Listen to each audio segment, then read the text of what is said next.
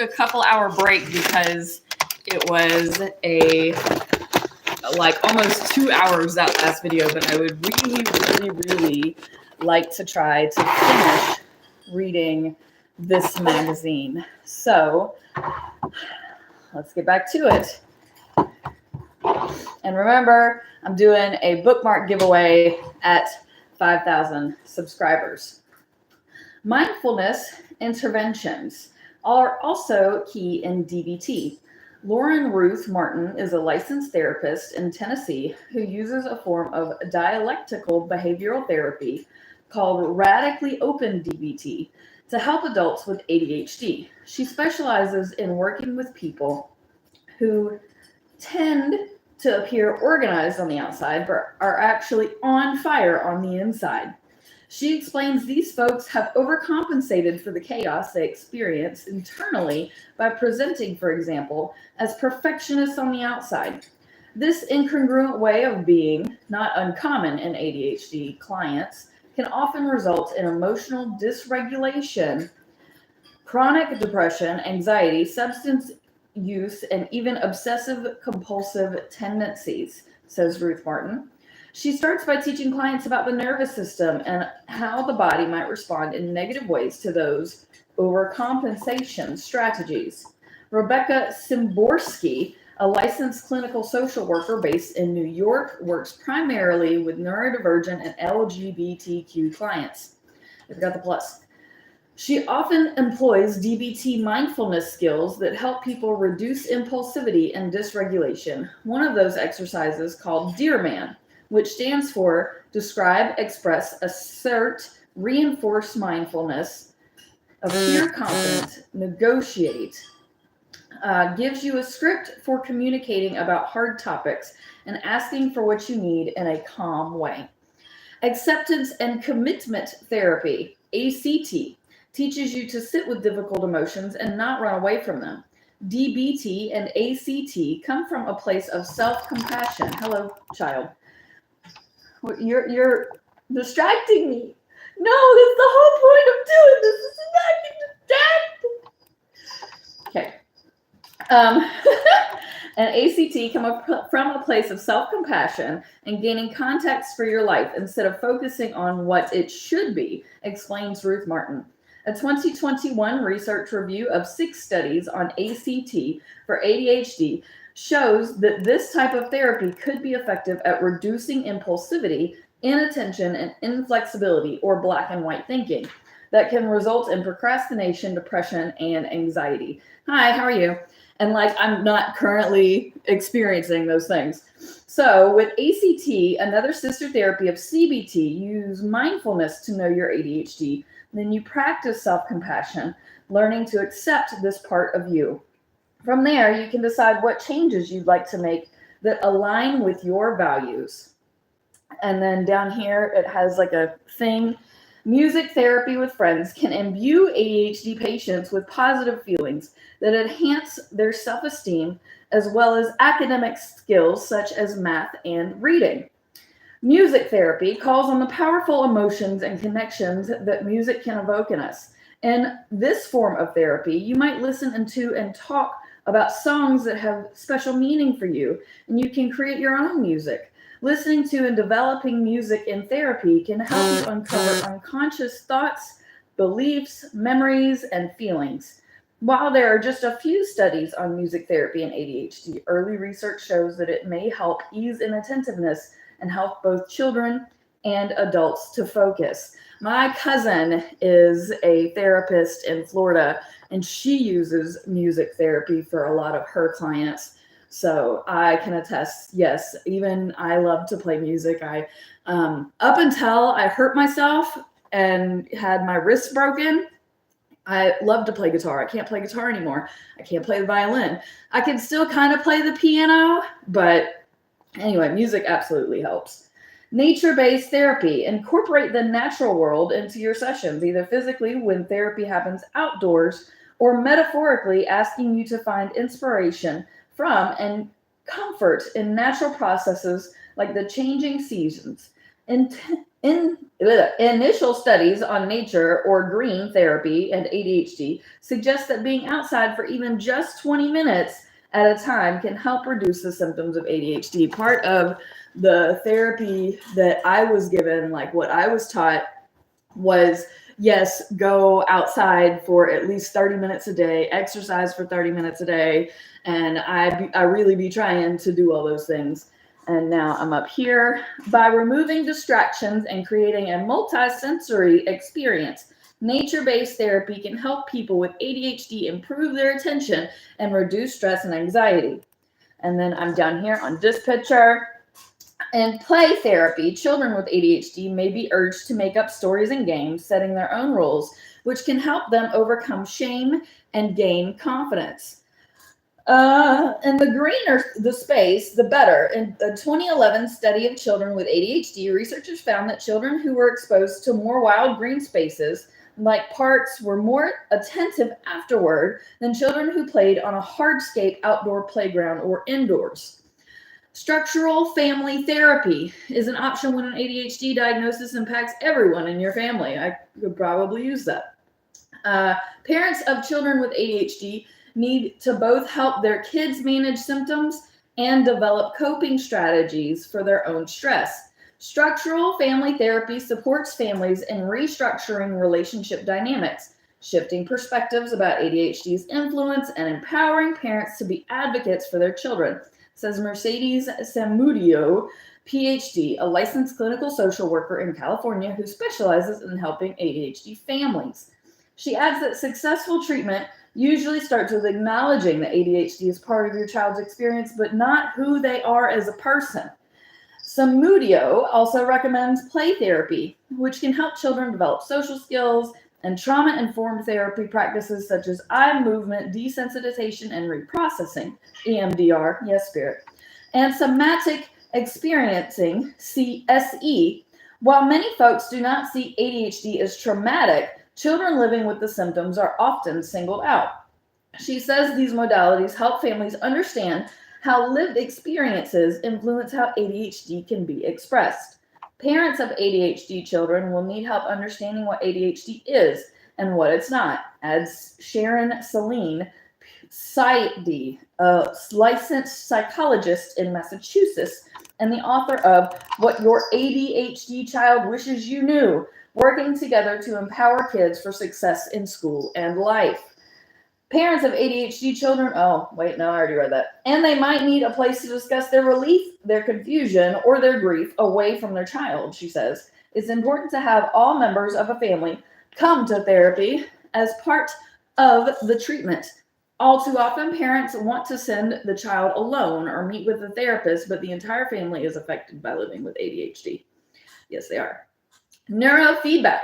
This is a relatively new form of therapy that monitors your brain waves while you think about certain things or try to perform tasks like focusing on a math problem. You get real-time feedback on how your brain and body, via your breath, heart rate, and muscle contraction, respond to potential psychological triggers. This would be really cool. I would love to do this. Neurofeedback is often used to treat ADHD symptoms, including inattentiveness, impulsivity, and hyperactivity, but the research on how effective it might be is still on its infancy. Hi, Spirit. More research is needed on neurofeedback in the ADHD population, but for some, it can be a useful component of a more robust treatment plan, says Saul. In emergency ADHD therapy, neurofeedback patients calm down, concentrate better, and control their brain activity so they can process stimuli and perform tasks better. Finding the best therapy fit for you. CBT is the gold standard for treating ADHD. However, one size does not fit all, explains Terry Matlin, a licensed clinical social worker in Michigan and New York, and the founder of adconsults.com. She specializes in helping women with an ADHD diagnosis find the help they need and want. Sal adds, in our experience, the best outcomes are achieved by therapists who are non-dogmatic in their approach. They start with a foundation of evidence-based therapies, but remain responsive to what is working particularly well for the patient and what is not, and maintain an open dialogue with the patient throughout the therapeutic process. Stephanie Moulton Sarkis, PhD, a licensed therapist in Florida and the author of Adult ADD, a guide for the newly diagnosed, encourages people who are beginning their ADHD treatment journey to try out different therapists and therapies until something clicks. Then now I lost my spot. Oh, goodness. She reminds folks to check what insurance will and what, God, I hate this country. Check your insurance. Check your insurance. Fuck these insurance companies. I'm so over it. Can we not get universal health care already? She reminds folks to check what insurance will and will not cover and advises against signing any contracts which obligate you to a certain number of sessions. Also, be aware of anyone who says things such as, don't you want what's best for your child, or uses guilting and shaming to drive people to sign up for treatment.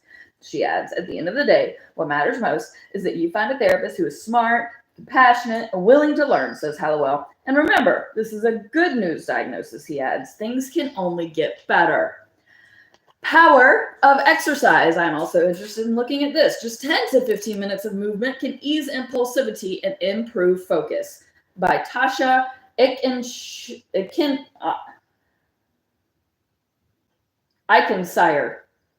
All right. By helping to regulate dopamine levels, exercise can boost mood and concentration while lowering impulsivity in people with ADHD. Yes, I absolutely love exercise. And again, my therapist told me 30 minutes outdoors, 30 minutes of exercise. So I'd really be trying. The one thing every ADHD expert recommends for finding focus and feeling better is regular exercise. Exercise can be one of the most effective non-medication treatments, says Stephanie Moulton Sarkis, PhD, a licensed therapist in Florida, and the author of several books on ADHD. When you exercise, even for just 15 minutes, your executive functioning improves and ADHD symptoms decrease, she explains. Executive functions include the ability to plan, focus, exhibit self-control, and effectively juggle multiple tasks. My problem is that I'll do everything and then I'll stand at my garage door where I work out, and then I just will stand there because I have to psych myself up to when I'm exercising, everything is fine. But I have to psych myself up to actually go exercise because I get distracted. I'll just go do anything else. Okay. Whether you're biking to work, playing with your kids, outside, or in a yoga or Tai Chi class, movement can be a balm. BALM, not BOMB. Here's why. Working out boosts feel-good chemicals that help us motivate. Exercise raises levels of dopamine in your brain. Our bodies make dopamine to reward us for doing the things we need to survive, such as eating and connecting with other people. In the modern era, it motivates us to do the things we need to do to stay afloat, such as completing tasks at work or paying bills. Medicine in motion. Research shows that people with ADHD and mental health conditions that often accompany ADHD, such as depression, have lower levels of dopamine. Without adequate dopamine, it's more difficult to take action and stay focused. That's because dopamine plays a critical role in regulating executive functioning and telling us what to pay attention to and plan for. ADHD medications such as Ritalin and Adderall are effective for treating ADHD in large part because they increase the production of this essential chemical. Movement and these meds have similar effects. In a 2021 review of 15 studies on exercise and dopamine, researchers found that both aerobic exercise and resistance training and even stretching boosted dopamine levels. But don't worry, you don't have to work out or practice yoga for hours. Research in the connection between exercise and ADHD shows that exercise in most any form or session length works to ease some symptoms. In fact, a 2023 study on the effects of different exercises on ADHD suggests that just 10 minutes of cycling or yoga is beneficial for reducing impulsivity. Wasn't that nice? Other studies have shown improvements in attentiveness, especially during exercise, but more research is needed on both adults and children with ADHD to determine how effective movement might be on taming hyperactivity. I think exercise probably does offer an effective way to manage ADHD symptoms for some people, says Eleanor Dommett, PhD, the 2023 study's lead author and a professor of neuroscience at King's College London. But exactly what form of exercise works best will likely vary by personal preferences, fitness levels, and symptoms. Pick something that fosters feelings of competence, suggests Sarkis. With ADHD, success begets success. If you're struggling to get out and take a walk, you can also call on the help of friends and family to move with you, or listen to music while you work out. I absolutely listen to music while I work out. Hello, love. Mindfulness, meditation for taming the inner beast. Training your brain to stay in the present moment can boost your focus and help you control impulses. It may even make you kinder to yourself. Here's how to get started. Well, I would love some more kindness to myself, so let me continue reading. This is also by Tasha Ekinsyre, if I pronounced that right. If you're struggling to focus, sit still or I always struggle to sit still. Okay. If you're struggling to focus, sit still or self-motivate, mindfulness may be the last thing that you want to try. You know, and I don't have time. Who has time to, mindfulness, you have to sit for 15 minutes. I don't have time to sit. I don't usually, I'm only making time to do this because I really wanted to do this, but ain't nobody got time to sit. And I've tried sitting and meditating, and I know I need to do that more. But, oh my gosh, it's not for everybody. It's not, I want to be that person, but I'm just not. Okay. After all, it can require significant concentration and discipline. But don't let that stop you from experimenting with this ancient and now popular practice, especially if you've been diagnosed with ADHD. Nearly 2 decades of research shows that mindfulness can help ease the symptoms of ADHD, including inattentiveness, hyperactivity, restlessness, and impulsivity.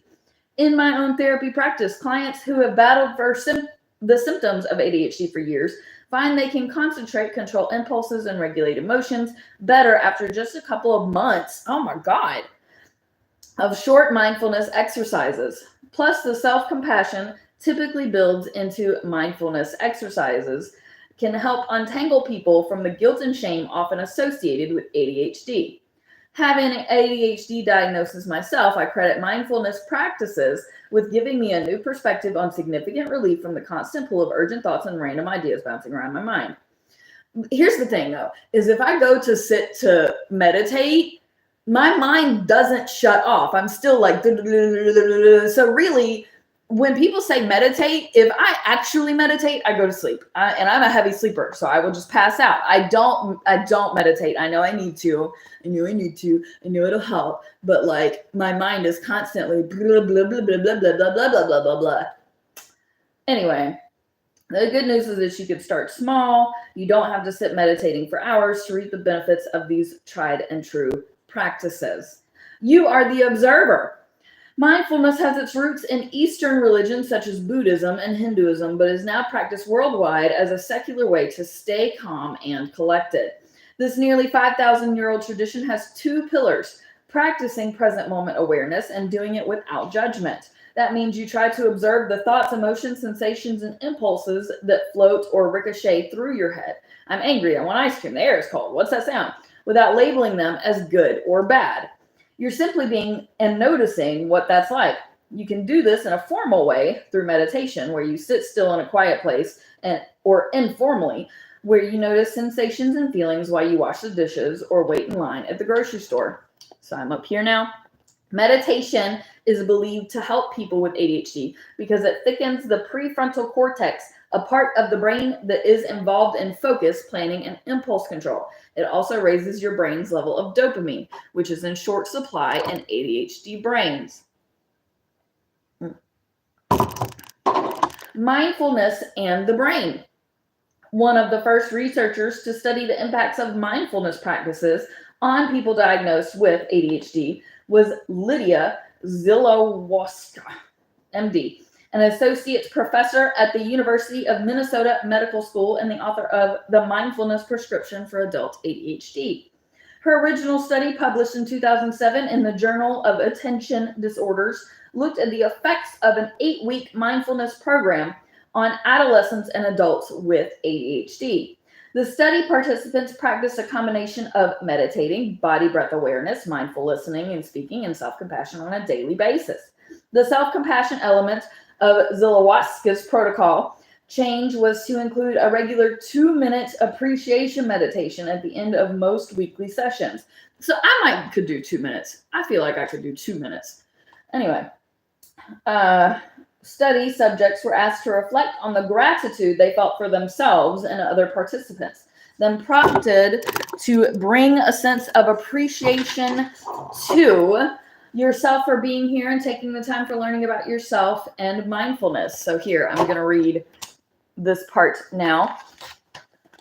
The quiet mind.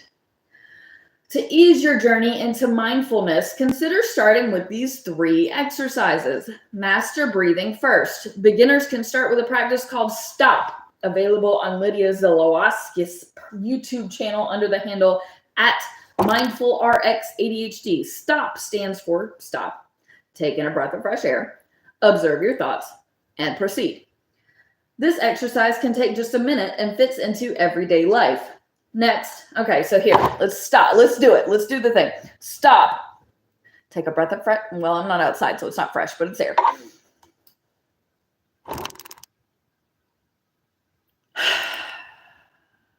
You know what I learned in the chakra book recently is that you take your breath from your crown. You have to take it from the universe. You have to take the gold white light of the universe, breathe in through your crown, down through the chakras, down through your legs, and then breathe out into the earth, the blackness and darkness that's inside. You do that 3 to 5 times.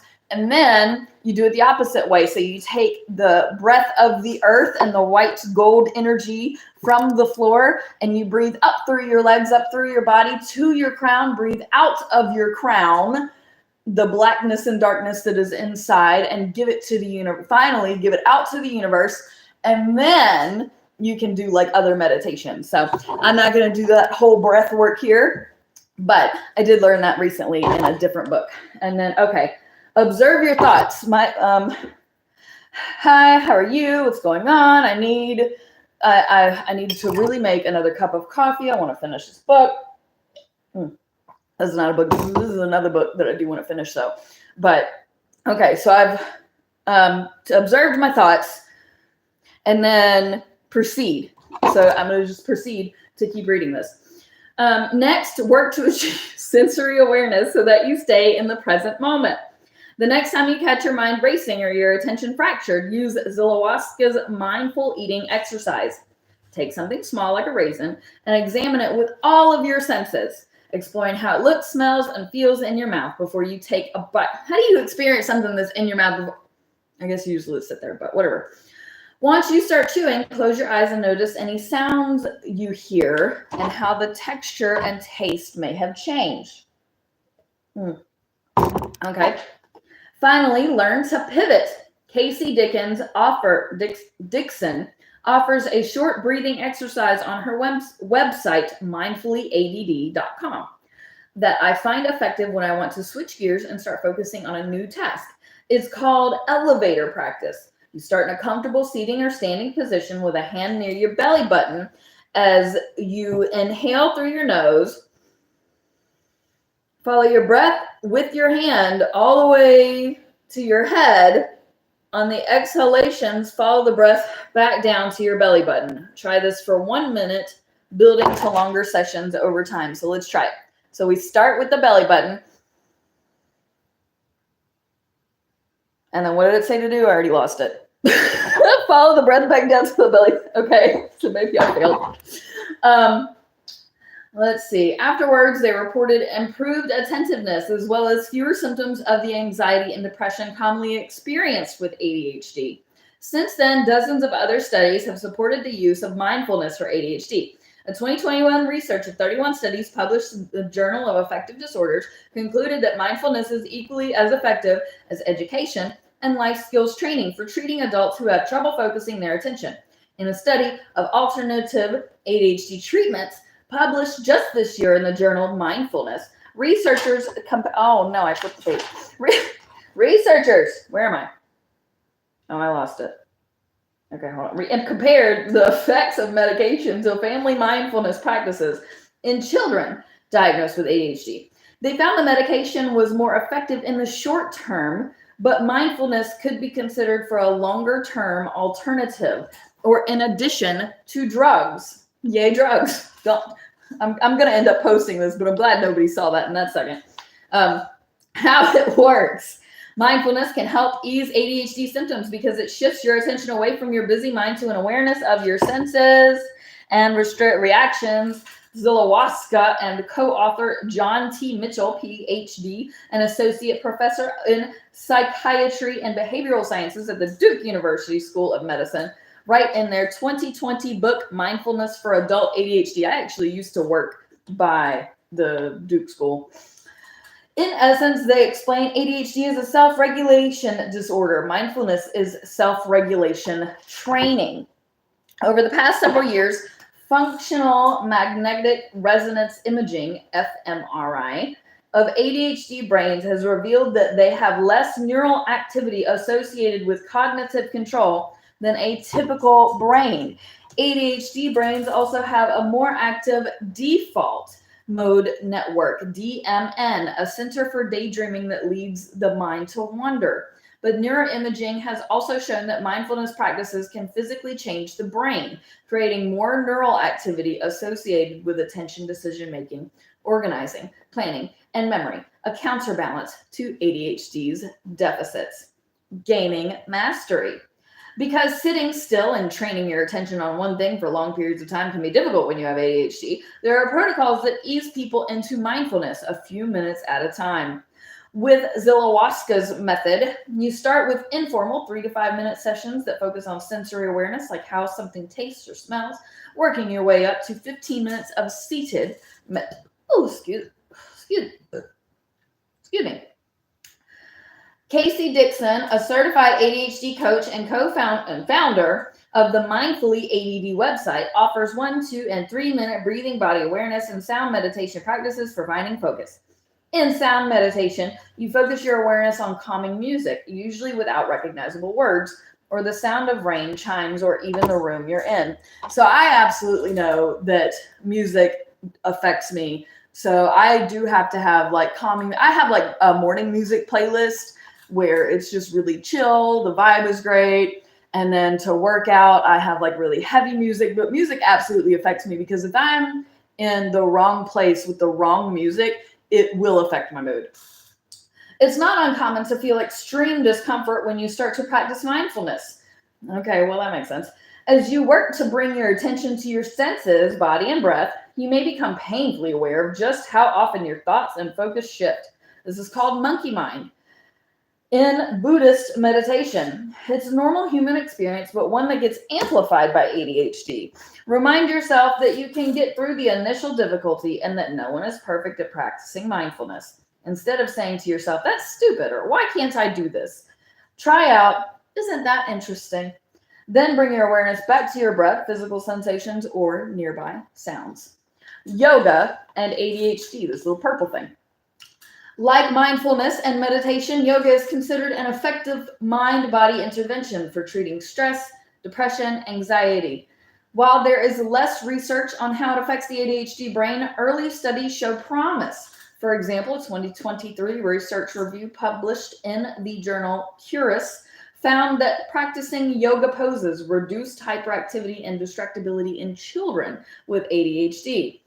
Don't know where to start with yoga? Try a simple posture like mountain pose. I don't even know what mountain pose is, and I work out. Stand tall with your feet firmly connected to the earth on the floor, your hands by your sides, palms turned out. Stay here for 1 minute, scanning your body for any tension or spots or places that feel good or neural. Notice how your breath and how your body moves with your inhalations and exhalations, training your attention on those sensations. So the thing here is you stand with your palms out and your feet are flat and your hands are just by your side. So this is mountain pose, I guess. It's just, okay. Tasha Eckenshire is a trauma-based therapist in Colorado and former editor of Yoga Journal. And yes, I am standing up now. I can't sit anymore. It's just, I can't do it anymore.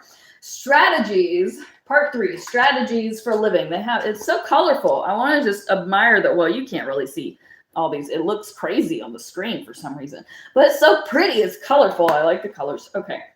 Strategies for living. You can be the pilot. Insights and techniques to fight time blindness and procrastination, boost focus, and keep symptoms in check. Aw, you look sad. You look sad. Okay. The insidious nature of shame and how to combat it. Okay. You deserve to feel good about yourself. Ask for support, practice self-compassion, embrace your strengths by Tara Halley. If you were to drop by unannounced at the home of Jamila, a 40-something journalist on the East Coast, you shouldn't expect to be invited in. I don't know why if you just show up on somebody's doorstep, you would expect to be invited in, but okay. She'd make up some excuse and leave you on the porch until she could throw something on and join you. The reason? Her house is full of clutter, a common reality for those who have attention deficit hyperactivity disorder. Oh, no, honey. I said it in the last video. My house is clean. I'm not going to have a crazy, messy house. I have a crazy, messy mind. A clean home is a clean brain. It helps you focus. No, I get that people with ADHD have like everything everywhere. I am not that person. I am not going to do that. No, it would destroy. I cannot function if things are everywhere. They have to be in the places that they need to be in, because otherwise I may as well just lay in bed all day. Okay. The idea of bringing anyone home is just no, Jamila says. It's what's wrong with me. I've cleaned up. Why does it keep getting messed up? Because you're alive. That's why it keeps getting messed up. I'm not a dirty person or a hoarder, but I'm just so disorganized, and stress makes it worse. Being tired makes it worse. Being happy makes it worse. I'm just a ball of energy that knocks everything around me into piles. But I don't want to let people see my piles. No, don't have piles that clean your shit up. Okay, I get that some people just can't do that, but like, please learn. The shame Jamila feels about her clutter is just one of the many ways the symptoms and consequences of living with ADHD evoke shame in those who have the condition. I have like a schedule of everything that I need to clean at certain times of the month. Like I have a whole book on what needs to be done every single day. It took me years to learn how to organize that and how to do all of that, but you have to do it first in order to keep up with it. And if you're not doing that, then yeah, you're going to struggle. Okay. Ironically, even in one of Jamila's coping strategies for managing forgetfulness became a source of shame. She regularly talked out loud to tell herself where she was placing items because it helped her remember. But then anyone within earshot thought she was muttering about them or talking back to them. Eventually, people that don't understand are just dicks. Eventually, she switched to singing. Only crazy people talk to themselves, Jamila says. But constant singing, nobody cares about that. Okay. A form of self-punishment. Plenty of chronic conditions are associated with shame, typically arising from a person's perception of themselves as defective, underperforming, abnormal, or otherwise somehow broken. So many disorders, whether it's depression or anorexia or a learning disability or a food allergy, can cause shame, says Scott Shapiro, MD, a psychiatrist based in New York City who specializes in adult ADHD. His website, scottshapiromd.com, includes tools and resources for managing ADHD. When there are challenges starting off from a very young age, whether the ADHD is diagnosed or undiagnosed, treated or untreated, they can often lead to feelings of defectiveness, unworthiness, and shame. Sometimes, he says, people may not even realize they are struggling with shame, or they may not realize how it differs from guilt. Guilt is a sense or feeling bad about something one has done. He says, whereas shame is a core belief that there's something inherently wrong with us, and it reverberates throughout our lives. Tamara Rosier, PhD, founder of the ADHD Center of West Michigan, and author of Your Brain's Not Broken, says that people with ADHD often use shame to punish themselves, usually when we have expectations for ourselves that aren't met, and those expectations often arise from social norms. In fact, what makes shame associated with ADHD so insidious is that the condition itself may be invisible, but the most common behaviors associated with it are very visible and frequently labeled as rude. I've definitely been labeled as rude. Lazy. Nobody has ever called me lazy. I'm always so busy. No, nobody's ever called me lazy. Unmotivated. Socially awkward. I'm absolutely socially awkward. or otherwise failing to conform to social norms. ADHD starts in childhood and causes problems with focus, attention, distractibility, forgetfulness, impulsivity, hyperactivity. I am going through the drug list of side effects right now just from having ADHD. Okay, so it can interfere in all realms of your life. Keeping your room clean, doing your homework, interacting with your peers, following the rules at school, Shapiro says. Very often, especially when it goes undiagnosed, the reactions from the environment is one of being punished or criticized or labeled by teachers, peers, and parents. Ugh. That's what happened with Alexis, who wasn't, I knew an Alexis. I worked with an Alexis. Okay. Who wasn't diagnosed with ADHD until her 40s. She struggled to get her homework done in 3rd grade, and her teachers regularly called it out in front of the class. Well, isn't that rude? One day, I actually got my homework done, and I was so proud of myself until the teacher called me up front of the entire class while she sarcastically announced, "Alexis finally did her homework. It's a miracle." What a cunt. And then had the class clap for me. That's the wrong move for a teacher. That teacher should not have done that. She recalls, in the 4th grade, it was her perpetual tardiness that led her teacher to shame her. By then, I mean, look, you be on time. Like, this is not an excuse. Be on time. By then, she had gone from being an outgoing, talkative girl to withdrawing socially. Alexis' experience perfectly captures the way that Rosier, who has ADHD herself, described the source of shame in those with ADHD. We mess up a lot. I mean, we're human. We all mess up.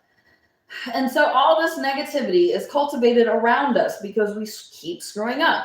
We internalize it. That internalization takes the form of an internal critical voice that's trying to keep us out of trouble, she says, but it's important that we don't always listen to it.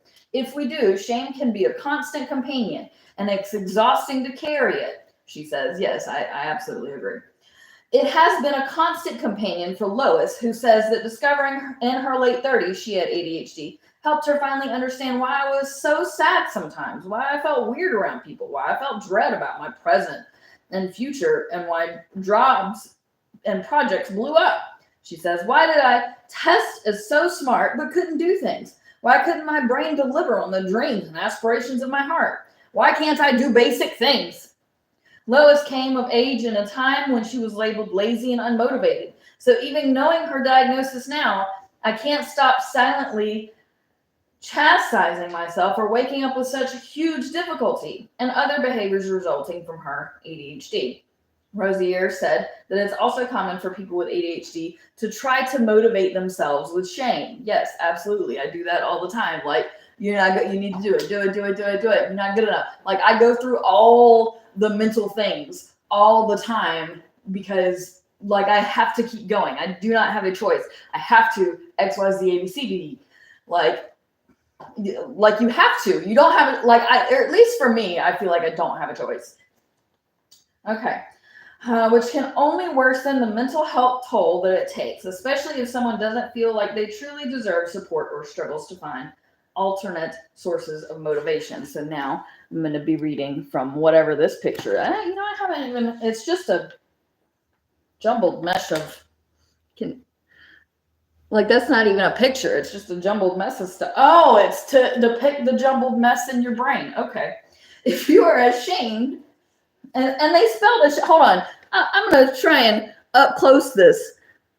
The word ashamed here, you probably can't see it, is spelled with a V.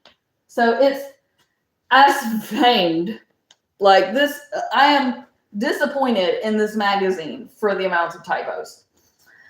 Of your clutter, the first rule of organization is keeping less in your living space allows getting rid of everything else. I do absolutely need to get rid of a ton. I have like a whole closet of just stuff that I need to get rid of. By the way, check out my eBay store because that's where I'm selling a lot of the things that I need to keep my house together. Okay. Now, I'm not organized enough to ask for help in a timely manner. So I never ask for help when I need it because I'm too embarrassed. Now, let me tell you, I ask for help, but people don't want to help. So you have to help yourself. That's what I've learned. Anything in this world, help yourself because you're the only person that's going to be able to do anything for you at the end of the day. Nobody's going to come to your rescue.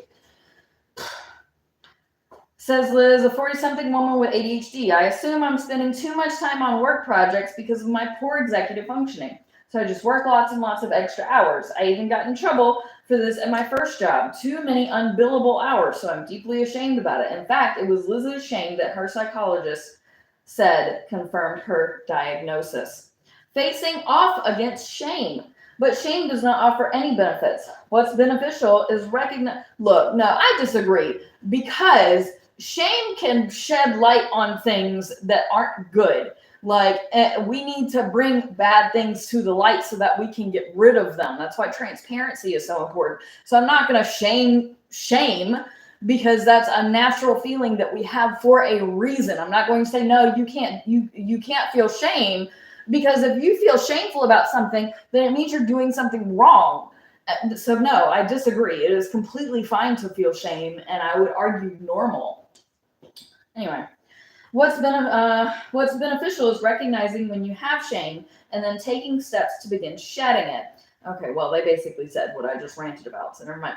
First, Rosier says, recognize it for what it is. The 3 signs that she says are big red flags for shame and feelings of unworthiness, fear, such as waiting for the other shoe to drop, and avoidance, whether it's tasks, activities, or people that we find ourselves avoiding. I absolutely avoid people. Shapiro also recommends educating yourself about your condition. The more you understand ADHD symptoms and causes, the better you can quell shame and inducing misconceptions about yourself. Shapiro and Rosier both recommend practicing self-compassion. The same conclusion as I hope they explain how to practice self-compassion in this thing, because I would love to know. The same conclusion as a 2022 study, which found that low levels of self-compassion among adults with ADHD contribute to poor mental health compared to adults without ADHD. Shapiro also advises seeking support from understanding individuals. Jessica, a 40-something birth doula with ADHD, took the route without even meaning to. I unintentionally surrounded myself with people who were supportive, even though at the time I didn't realize I had ADHD, she says. We weren't bothered by each other's weirdness or disorganization. It felt like our friendships were adventures to go on together. She tried to cultivate an attitude of pride with her 2 kids with ADHD too. We celebrate our curiosities and creativity and help each other fill in the gaps or decide not to sweat it. But asking for help, as in Liz's case, can also be difficult for those with ADHD, especially if the shame accompanying it makes them feel like they don't deserve the help. Shapiro advises setting realistic goals, especially given that people with ADHD can be prone to perfectionism if they feel they have to make up for what they perceive as their deficits. Boy, did that just hit. Instead of demanding perfection from yourself, teach yourself to value daily accomplishments, Rosier adds. Both Shapiro and Rosier recommend seeking professional therapy. For those who, look, if I could find a therapist, but I go to a therapist and then they become really unprofessional, and then I bounce to another therapist that's like, oh, well, you can't be seeing multiple therapists because it's like a competition for them to get more people in their clinic. And so I bounce around to these different therapists because I fucking have ADHD, and then they're unprofessional in some regard, or they can't keep an appointment. And it's so I seek help, but help is not there to be sought. So I come back to it is your responsibility to take care of yourself. Anyhow, okay, I'm gonna focus.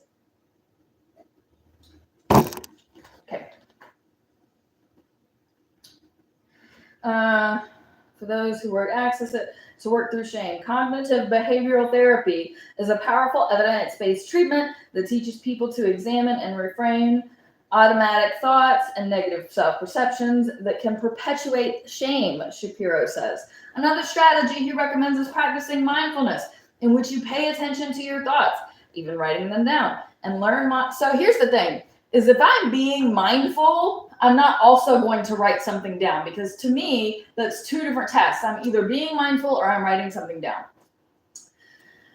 Your thoughts, even writing them down, and learn mantras you can repeat to counter any negativity in those thoughts.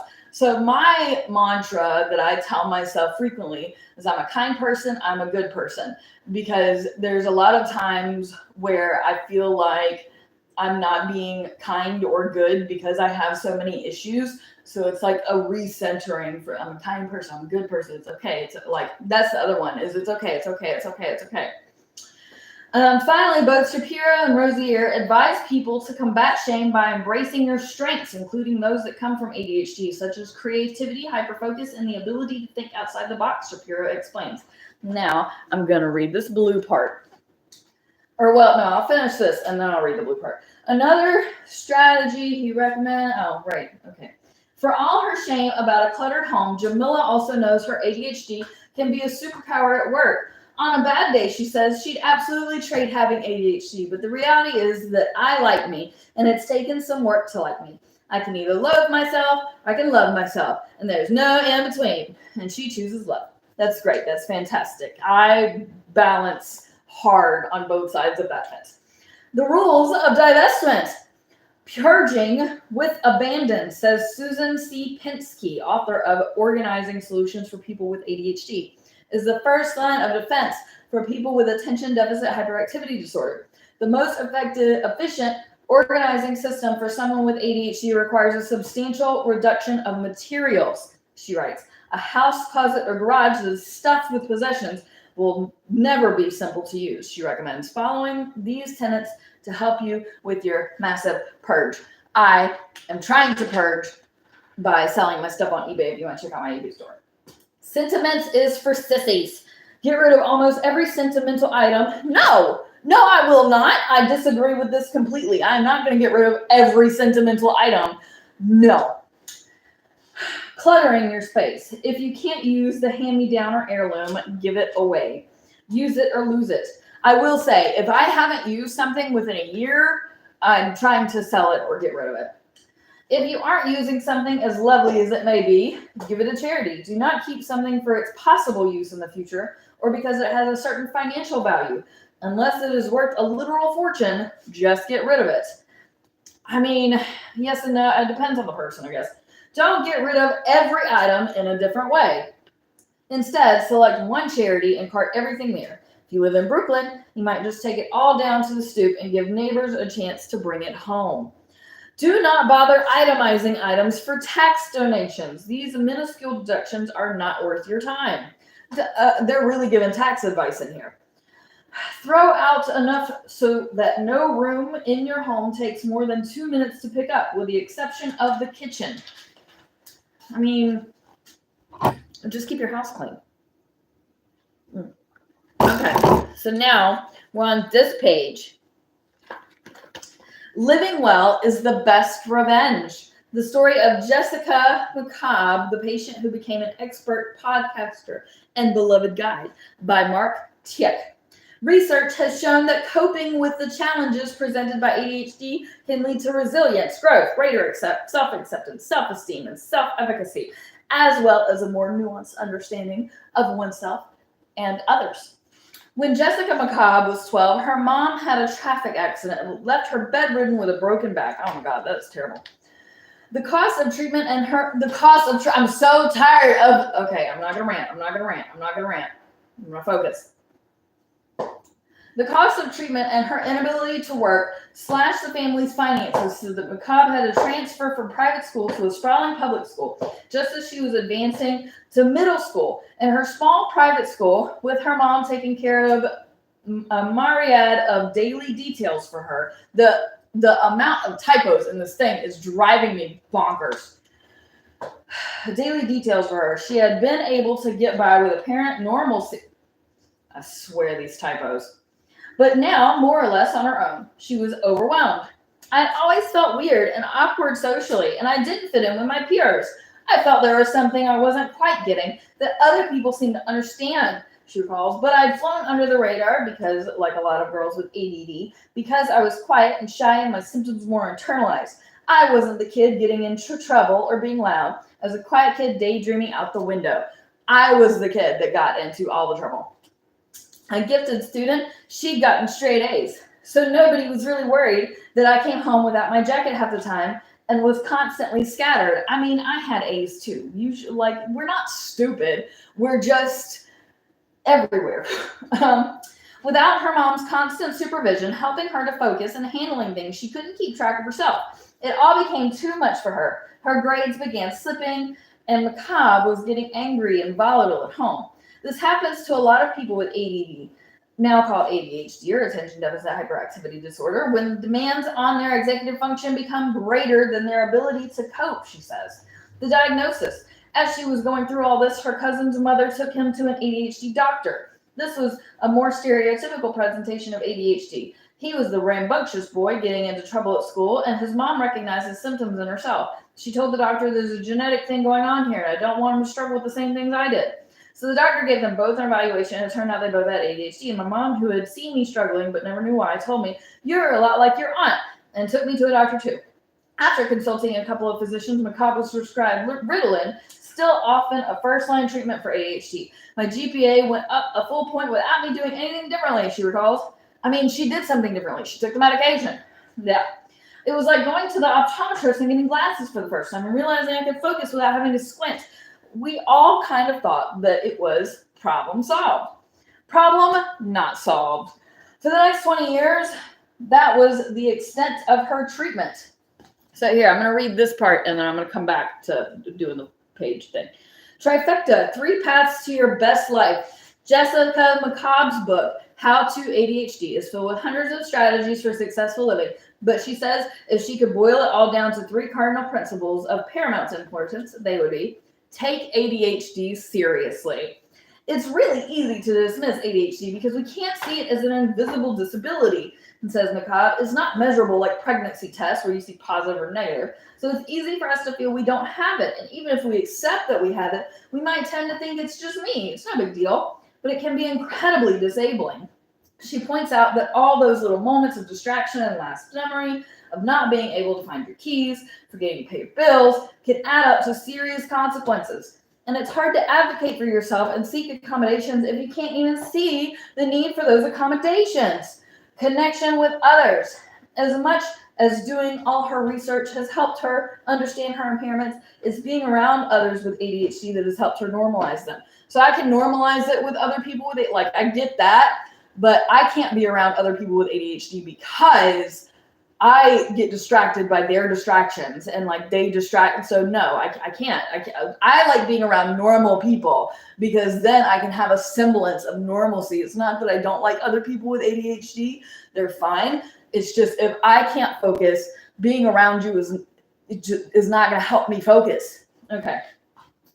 Macabre says, being with and talking openly to people who are also struggling with these things helps me understand that it's normal to struggle with them when you have ADHD.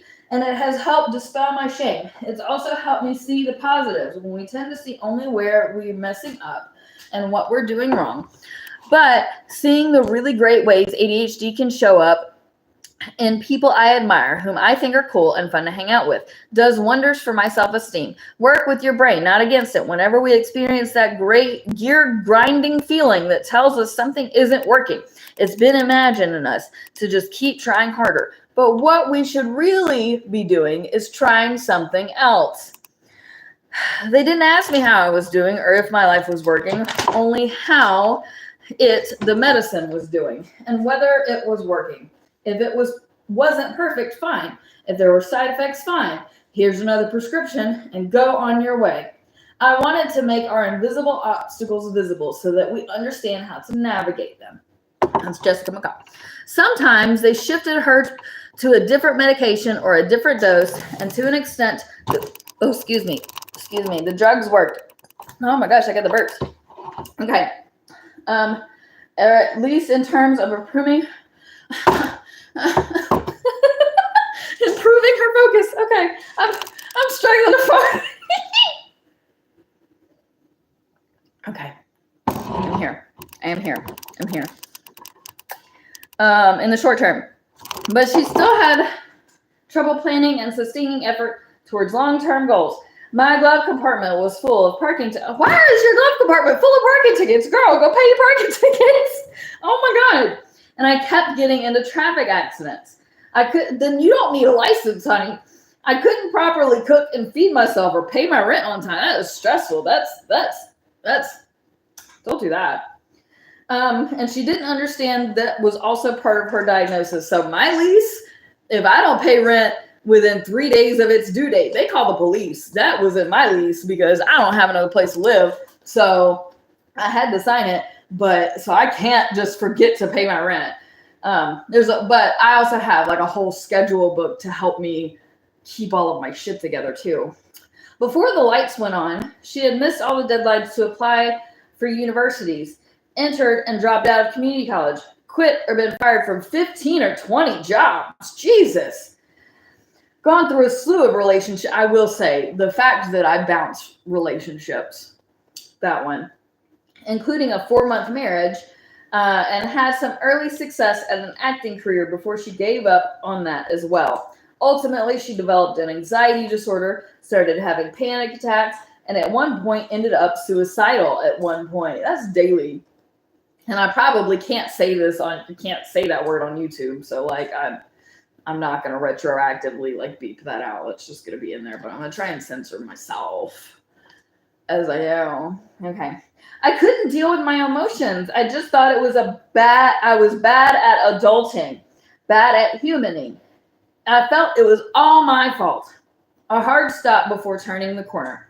McCobb tried one maladaptive survival strategy after the next, denying a problem ever existed, apologizing to everyone for almost everything she did, begging for forgiveness or concessions, promising to do better next time, and trying harder and harder to actually do better. None of it worked. At age 32, she was broke and divorced, had terrible credit, was all but friendless, and lived with her mom. Yet, I somehow kept believing that if I just worked a little harder, if I just did a little more, if I could make things work out. But she never could. No, the way that you're doing things, no, you're not going to. You need help. She credits Allison Robertson, a life coach for actors, with finally turning her in the right direction. At her first session, she asked Robertson plaintively, "What do I do? What do I do?" Well, you write stuff down. Like, that's what you do. That's what I've learned to do. Okay. Robertson answered her simply, "Nothing. That's terrible advice." "Nothing," McCobb stammered. "Yes, stop everything you're doing. Stop trying so hard. Stop trying altogether. Stop taking acting classes. Stop going to auditions. Stop trying to make up for lost time in your career. Stop responding to everyone else's demands and expectations. We don't know where you need to put your efforts yet." Okay. Getting your life together. That's where you put your efforts. During the giant timeout, Robertson suggested McCobb would be better off simply trying to figure out what was getting in her way. And now we're on this page. Okay. You can stimulate production of dopamine in the brain by doing yoga. Yeah. Dopamine menu, appetizers, sides, main dishes, and desserts for the brain. In one of her most viral and informative YouTube videos, McCobb suggests gaining motivation by stimulating the ADHD brain with a shot of dopamine based on a menu that you create yourself. The whole idea is that people with ADHD are thought to have lower baseline levels of dopamine in their brains and can use a shot every now and again to stimulate them into action. And most of us, pleasurable activities such as sex or eating stimulates the ventral tegmental area of the brain, causing dopamine to be released by another area, the nucleus accumbens. To supplement what is missing in times of need, says McCobb, those with ADHD can create a menu to deliver extra shots of dopamine throughout the day, with stimulants ranging from food treats to a cup of coffee to a run through the neighborhood. A massage might be on one person's list, but who has the money for this? While a TV break or Sudoku could do it for someone else. The problem with that is that I will do that thing and get distracted by that. So it doesn't become like a dopamine thing. It becomes, this is what I'm doing now. So I can't just treat myself because then I'm just going to be treating myself all day. Depending on the strength of stimulus needed, you can break your menu into appetizers, sides, main dishes, and desserts, with the main dish items such as a movie at the theater or a day trip saved for special occasions or big meals. Appetizers, on the other hand, should be saved for that quick boost. petting your dog or listening to your petting your dog now has to be a treatment for ADHD. That's I hate this world. We just need, okay, you know what could help ADHD the most? A better freaking economy. Okay. Appetizers, on the other hand, should be saved for petting your dog, listening to your favorite song. One recommended side dish, white noise, is, I can't stand white noise. No. Is said to stimulate dopamine release and attention in your brain. After a lifetime of trying harder and harder, this felt terrifying, Macabre recalls, but in the end it worked. After thinking over things a while, she touched base with Robertson. Maybe I can figure out strategies that can help and record them somewhere where I can actually find them again so I can remember them. Like a notebook, said Robertson. Macabre had a better idea. YouTube. I always lose notebooks, but I couldn't lose YouTube. Macabre began you can lose your phone though. Macabre began a deep dive, Googling endless articles by experts and coaches, and then she discovered Google Scholar and PubMed, where she could read hundreds of scientific studies on the subject. One of the first things she learned was that her malady was actually ADHD, not ADD, with some elements of both hyperactivity and attention deficit. Coming to terms with the disorder and understanding what a huge role it had played in all her problems started hurling her down the path to healing. In 2015, when she felt armed with enough knowledge, she launched a regular YouTube podcast called How to ADHD, meant to help her acquire whatever scientifically backed and experimentally affirming information she could to help those with ADHD brains live their best lives. In the 8 years since her channel and its 384 videos have become a respected go-to spot for community. Okay, pet peeve here, but could you not have made one more video before this magazine so it could be 385? And support those with ADHD. After so many years suffering in the dark, Jessica Macabre has found her, don't know that word, métier, it looks French. She has since supplemented the podcast with a website. Welcome to Neurodiversity University, howtoadhd.com, a 17-minute long TED Talk called This Is What It's Really Like to Live with ADHD, and an Apple podcast called ADHD Essentials, Changing the World One Brain at a Time. And just this year, How to ADHD, a best-selling book. By coming to understand how my brain works and how to work with it, I have reached a place of self-acceptance and empowerment. Well, wonderful. Macabre reflects. The world sends people with ADHD messages that they are not working hard enough, not doing enough. But I want to let go of the shame because it's not their fault. Our brains work differently, and we need to work with them differently. It's all about understanding what you're up against and knowing how to navigate these invisible obstacles to get to a better place. I am going to take another brief intermission so that I can make a cup of coffee because I have like no coffee right now. So I'm gonna say that so far this magazine has taught me some things. It has been a good little learning experience. I have learned that I am a little more judgmental than I probably should be, but I'm gonna blame my father.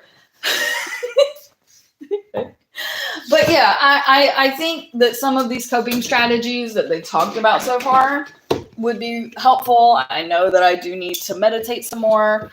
I'm a little disappointed on the exercise bit because I was hoping that they would be like, but like even then, I understand all of the things that they explained in that segment of the magazine. So I'll finish prepping my coffee and get back to reading. Thank you so much for intermissioning with me. I need to turn off this light. I'm not going to get this. I'm not going to get extraordinarily distracted. I won't. I'm going to come back to the thing that I'm doing. Okay. Okay. The coach is in. Whew. Let's stand up. Let's stand up and read. I'm tired of sitting anyway. Okay. So this is the page that we're on. Specialists in the field have developed vital techniques and strategies for enhancing focus, memory, and time management to those with ADHD. Negotiate life? I feel like that should be navigate life. And strive for success. Here are some of our favorite tools by Cheryl McGuire. After you've taken ADHD meds to fine-tune your concentration and undergone weeks or months of cognitive therapy, you may still find it arduous and daunting to accomplish lengthy tasks on your own. I'm getting distracted already. By the way, one more time, I'm doing a bookmark giveaway at 5,000 subscribers. So press the buttons.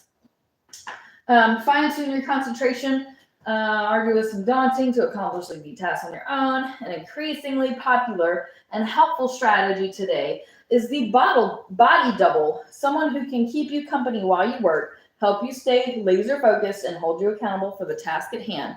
No, honey, somebody with me doing something will distract me. I usually am better off doing things in solitude. I can get I finished my book the other night because I was by myself and I could concentrate. Which, yay, I finished my book. I've got it to an editor now.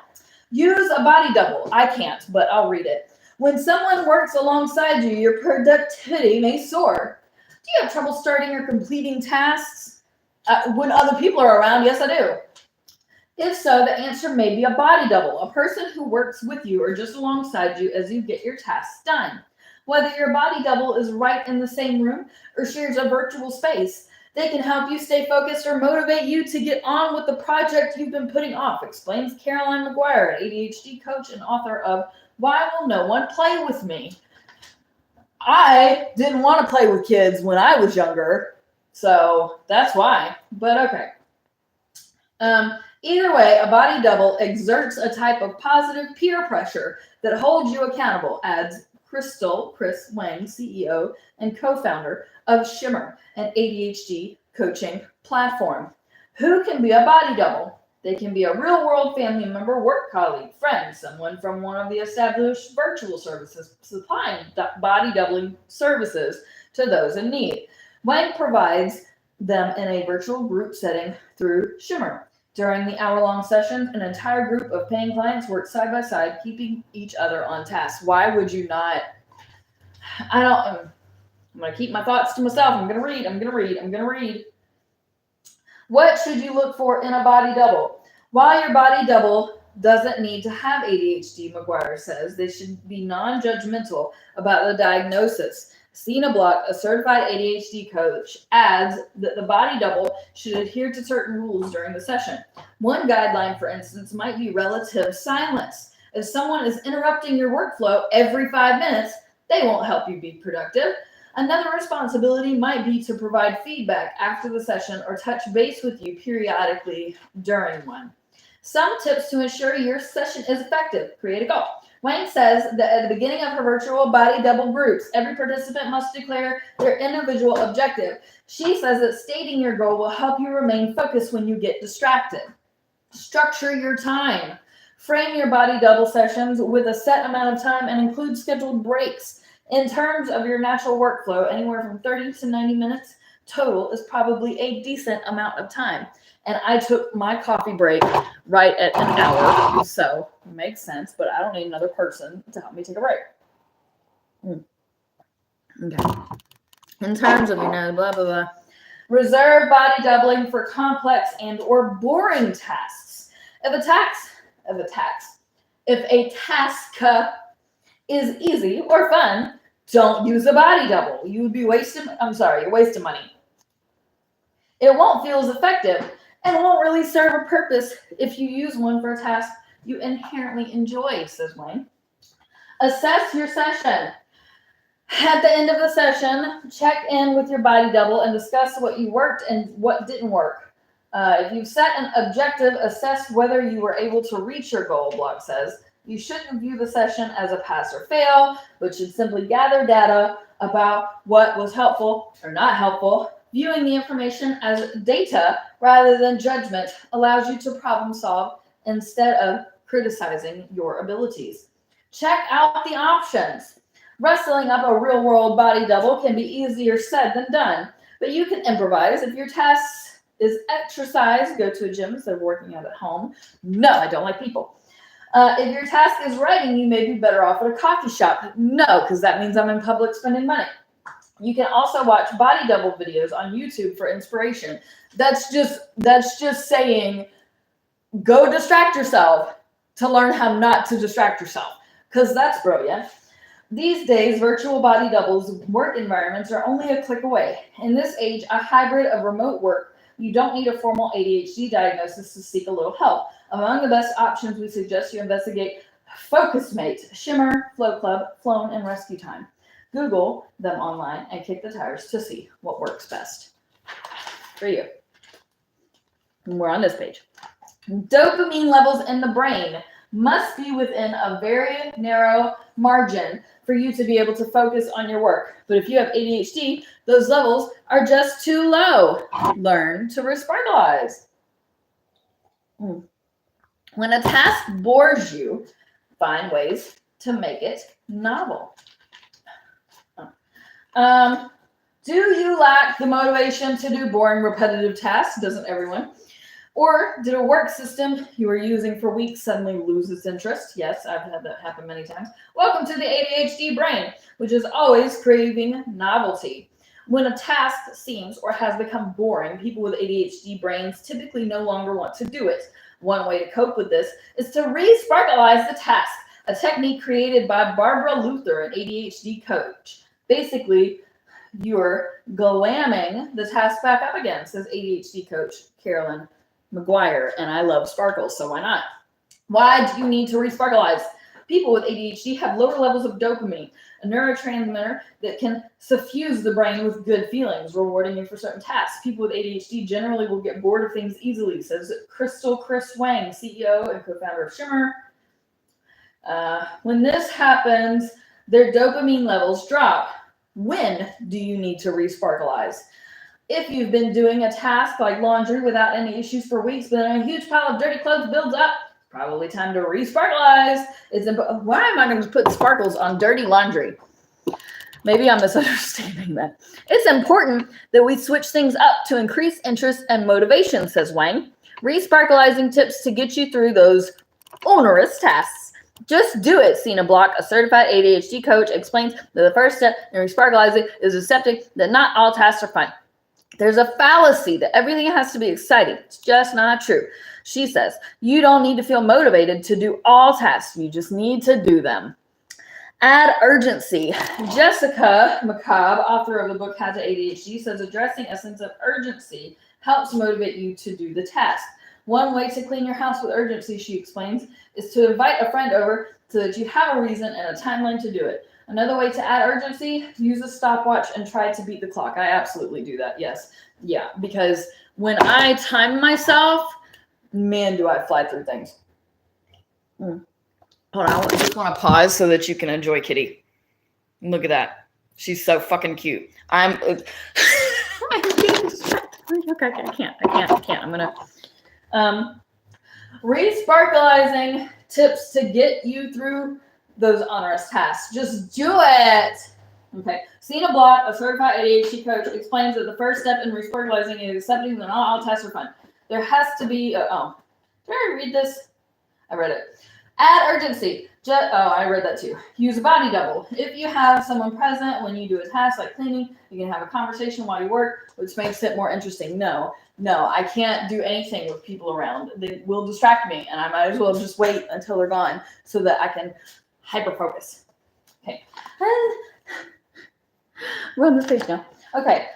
Having your child pretend to sail the ocean blue can help you stay motivated long enough to finish that fourth load of laundry, all while the two of you have a boatload of fun. That sounds like distraction. Create a game. McGuire explains that you can create a game or gamify mundane tasks. If you are loading the dishwasher, how many plates can you fit in? Or if I count everything too. I have like a counting problem where like I'll just count things. And so making a game of counting while I'm doing something is something that I already do. But it's not something that I try to do. It's like instinctual. I'll just count. Like the amount of times I do this, I'm counting, even though I don't keep up with the numbers at all. Those numbers go just as quickly as I count them. But for whatever reason, I count with them. Anyway, so I already do that. Change your environment. If you normally work in your office or alone at home, try working in a coffee shop. No. If you go out, you get distracted. These people keep saying, leave for more distractions. so that it won't distract you. What? Okay. Try working in a coffee shop, restaurant, or among others at the library. The library is not too bad. Like, at least it's quiet. And that's usually what I need, is just the quiet. Sometimes a simple change of scenery is enough to make the task at hand seem substantially different enough to increase your productivity, at least for certain periods of time. It's a different temperature setting, and there are generally different sounds, explains Wong. Check out the options. If you still lack motivation after trying such strategies, there are other ways to increase your dopamine levels, like ADHD medicine or exercising. And while therapy and ADHD coaching per se may not increase your dopamine levels, they can provide you with techniques that will improve your motivation over the longer term. I cannot express how much therapy has helped. And I really wish that the mental health community did better at keeping good, reliable therapists. We need more of them. I think everybody can use therapy. Anyway, we are on this page now. This man has time blindness, but he always makes his deadlines with alarms and timers to set to ping across all his devices and a cup of coffee for a dopamine boost. So yes, I absolutely, my man tells me all the time, I just have alarms for everything. Absolutely everything. Manage time blindness. Now this is something that I don't struggle with, so I'm just going to read it. For many with ADHD, lateness isn't always caused by procrastination. Are you always running late for appointments? No, I'm usually early, like I make it a point. Do you often miss deadlines? It's well known that many people with ADHD have a major issue with procrastination, but others are late for different reasons. Another problem with ADHDers struggle with is poor perception of the passage of time, a syndrome referred to as time blindness. Neurotypical folks generally have an intuitive sense of how much time has passed, says Chris Wang, CEO and co-founder of Shimmer, an ADHD coaching platform. But while procrastinators willfully put off tasks they don't want to deal with, people with time blindness aren't necessarily avoiding anything. They're just unaware of the passage of time, or slower going about things than they think, underestimating how long it takes to complete tasks until it's too late. Now, I will say, there are times that I underestimate the time, but like I give myself extra time for the time that I underestimated. Just don't have a sense of pace. So, because like anything can come up. You know, I can be driving to an appointment and then something happens, and then instead of me being on time, instead of me being 10 minutes early, I'm actually on time. But I account for all of the things that can't be accounted for, so that way I can account for everything. Because my father raised his daughter so that if you're going to do something, you do it right. If you're going to commit to something, you fully commit. You don't, but I was raised differently than a lot of people, so whatever. Okay, rope-a-doped by dopamine. People with ADHD often have lower levels of dopamine, which can affect not just motivation and our sense of pleasure or reward, but according to several more recent animal and human studies, also perception of the passage of time. Thus, an ADHD brain low on dopamine may suffer from time blindness, lacking the intuitive clock that most others naturally have to take them from task to task throughout the day. Sina Block, a certified ADHD coach, says that many variables, including time estimations, tracking, and transitions, can all be affected by such impairments. If your brain has more dopamine, it will seem as if time is moving faster. If your brain has less dopamine, it will seem as if time is slow down. Flummoxed by hyperfocus. Ironically, another reason why ADHD brains can struggle with time blindness is hyperfocus. While this exceptional ability to focus on one task to the exclusion of all others is an advantage of ADHD brains, it can backfire when the thing you're focusing on isn't the task you need. I want more pictures in this book. Okay, I'm going to do it. To the exclusion of all others is the advantage. Backfire, you simply don't notice the passage. How to manage your time. Here are some tips to boost your awareness of time so that you don't, for example, show up late for your own wedding. Dear God. Use audio clocks. I do. A grandfather clock that chimes every 15 minutes is an audio reminder of the time. Another option is using a smartwatch, laptop, or phone to announce audio times on the hour, or use an app such as VoiceOver Clock or Speaking Clock. Having the external cueing is really helpful, says Block. time blocking. Wang suggests using time blocking, a concept popularized by Georgetown professor Cal Newport, author of Deep Work. It means dedicating a precise block of time to a specific task. One tool she uses for this purpose is a Pomodoro timer, pomofocus.io/, which provides a large visual of a time block, specifically 25-minute increments of time with 5-minute breaks. If you don't have this timer handy, there is also a PomoFocus app you can get using a visual clock during a time block as a way of training yourself to get back at estimating time. So I use like a interval timer. I use interval timers a lot. Use an online countdown tracker or phone app. Wang has a countdown tracker app on her laptop that visually shows how many minutes until her next meeting. It gives me a sense of passing time, and it lets me know how close I am to the next meeting. Time your task. McGuire says that you should first estimate how long a task will take and then use a timer while doing the task to see the actual time required. That's smart.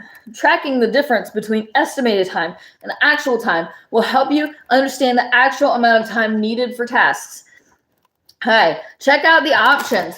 If you're still struggling with time management, a specialist can prescribe ADHD medicines that increase your dopamine levels. Therapy or ADHD coaching can also provide specific time management techniques based on your learning style. Yay, a freaking picture. I've been wanting more pictures in this book. There's so much reading. Book. Magazine is the magazine. Deadlines can help you get things done, but they can sometimes have the opposite effect, looming over you and triggering the negative emotion of perceived failure before you even begin. It's best to push through short increments for your best work. How to stop procrastinating. Well, this will be fun. Okay, coffee. I'm going to finish this. I'm going to do it. We offer, as I read something about how to stop procrastinating, I'm procrastinating reading it. This is fun. We offer an effective plan for pushing through when you feel stuck by Tracy Otsuka. Cecilia has degrees from 2 Ivy League schools, yet she struggled for months to accomplish one simple chore, moving the contents of a small storage space she had rented for years into her new home. I suggested she use what I call the plan, a step-by-step method that relies on these factors. Create an intention, inspiration, identity, and positive emotion around your tasks. Where did I go? Oh my God. Okay. Okay. So I'm going to take I have 30 pages left in this magazine. So I'm going to take another intermission because this again has been I didn't realize this magazine reading was going to take this long. So I'm going to take another intermission and then I'll come back on live when I'm ready to finish it. But I need another break. I can't. So anyway, see you in a bit.